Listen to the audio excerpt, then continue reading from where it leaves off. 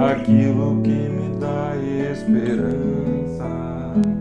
Quero trazer à memória aquilo que me dá esperança.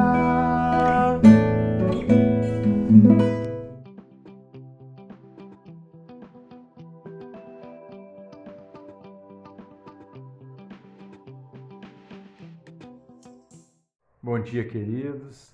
Nós estamos de volta, dessa vez com a última das bem-aventuranças, conforme o Senhor Jesus nos diz no Evangelho de Mateus, capítulo 5, versos 11 e 12. E diz assim a palavra de Deus: Bem-aventurados serão vocês quando por minha causa os insultarem, os perseguirem e levantarem todo tipo de calúnia contra vocês. Alegrem-se e regozijem-se, porque grande é a sua recompensa nos céus. Pois da mesma forma perseguiram os profetas que viveram antes de vocês. Então, queridos, nessa última bem-aventurança, Jesus deixa claro que seus discípulos não teriam uma vida fácil, sem perseguição, sem oposição, sem sofrimento neste mundo. Na verdade, no Evangelho de João, capítulo 15, ele vai dizer que o mundo odiaria seus discípulos da mesma forma que o odiou. E diz ainda que o mundo o odiou sem razão. E diz ainda que o mundo, que se identifica com esse presente sistema, com suas filosofias, com seus modelos, com suas práticas, amaria apenas aqueles que pertencem a ele, que aderem aos seus modelos, filosofias e práticas. Portanto, como Jesus diz aqui no nosso texto, o mundo insultaria, caluniaria e perseguiria de forma violenta os seus discípulos, aqueles que o receberam e se tornaram filhos e filhas de Deus pela fé, como nos ensina a Escritura. No entanto, estranhamente, essa mensagem de Jesus sobre grande sofrimento e até mesmo sobre martírio, como aconteceu com muitos discípulos e continua acontecendo nos dias de hoje, é uma mensagem não de pesar, não de tristeza, mas é uma mensagem de alegria e de regozijo, como diz nosso texto: alegrem-se, regozijem-se. E a razão disso é porque aqueles que passam por isso neste mundo têm uma recompensa certa nos céus.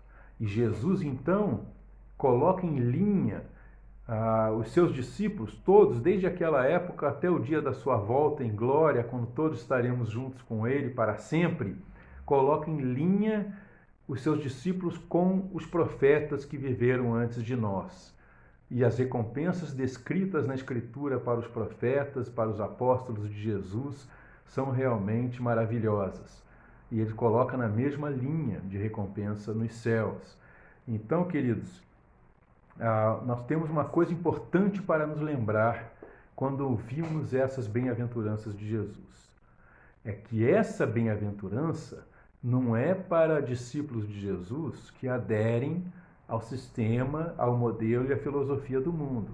Não é para aqueles que praticam alguma coisa que vai contra os princípios e ensino da Escritura, contra o exemplo e o ensino de Jesus e de seus apóstolos.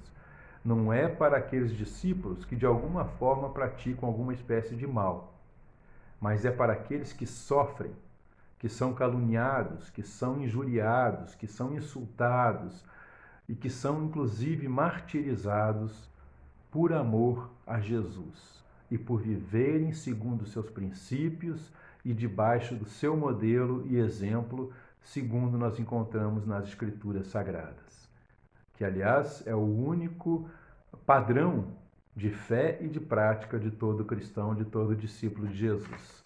Então nós precisamos lembrar disso com cuidado.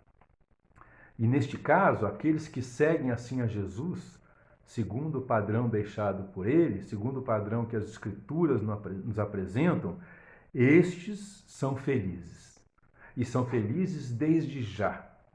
Porque se sua recompensa maior está no reino dos céus, na volta de Jesus em glória, em novos céus e nova terra, aqui eles têm a garantia da presença do Espírito Santo de Deus repousando sobre eles, da presença de Jesus Cristo que promete estar com eles todos os dias de suas vidas. E diz assim o apóstolo Pedro, na sua primeira epístola, no capítulo 4, versos 12 a 14, ele diz o seguinte: para os discípulos de Jesus, para toda a igreja de Deus: não se surpreendam com o fogo que surge entre vocês para os provar, como se algo estranho lhes estivesse acontecendo. Mas alegrem-se na medida que participam dos sofrimentos de Cristo, para que também, quando sua glória for revelada, vocês exultem com grande alegria. E no último verso 14, Pedro diz assim: se vocês são insultados por causa do nome de Cristo, felizes são vocês, pois o Espírito da glória, o Espírito de Deus, repousa sobre vocês. Então, queridos, se você de alguma forma, algum dia for perseguido, passar por sofrimentos, for caluniado, for injustiçado, for insultado por causa da sua fé em Cristo Jesus, alegre-se nisso, porque você é feliz, você é bem-aventurado, a bênção da presença de Deus está dentro de você, sobre você, sempre, todos os dias da sua vida, e você tem uma recompensa maravilhosa pela qual você pode esperar desde já nos céus.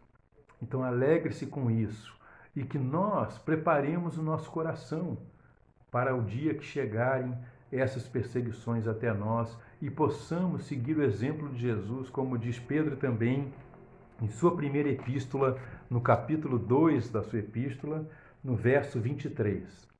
Ele diz assim sobre Cristo: quando insultado, não revidava. Quando sofria, não fazia ameaças, mas entregava-se àquele que julga com justiça. O próprio Senhor Jesus Cristo, quando andando como um homem comum sobre a terra, agiu assim. E diz o apóstolo Pedro: para isso vocês também foram chamados, pois como Cristo sofreu no lugar de vocês, deixando-lhes o exemplo para que sigam seus passos. Ele não cometeu pecado algum e nenhum engano foi encontrado em sua boca. Então que nós também não soframos por causa de algum engano que saia da nossa boca, algum pecado que cometamos, mas que nós possamos sofrer apenas por causa do nome de Jesus Cristo, honrando e vivendo à altura da dignidade desse nome, do seu ensino, do seu modelo, do seu exemplo para a glória de Deus Pai. Que Deus abençoe, sejam felizes, sejam abençoados em Cristo Jesus. Amém. Compartilhe esse vídeo em suas redes sociais. Ajude-nos a ampliar o alcance das publicações que nós fazemos para vocês. Siga-nos aqui no Facebook, no YouTube e no Instagram. Ore pelo nosso ministério para que possamos alcançar cada vez mais pessoas. Em nome de Jesus, Cristo é a nossa paz.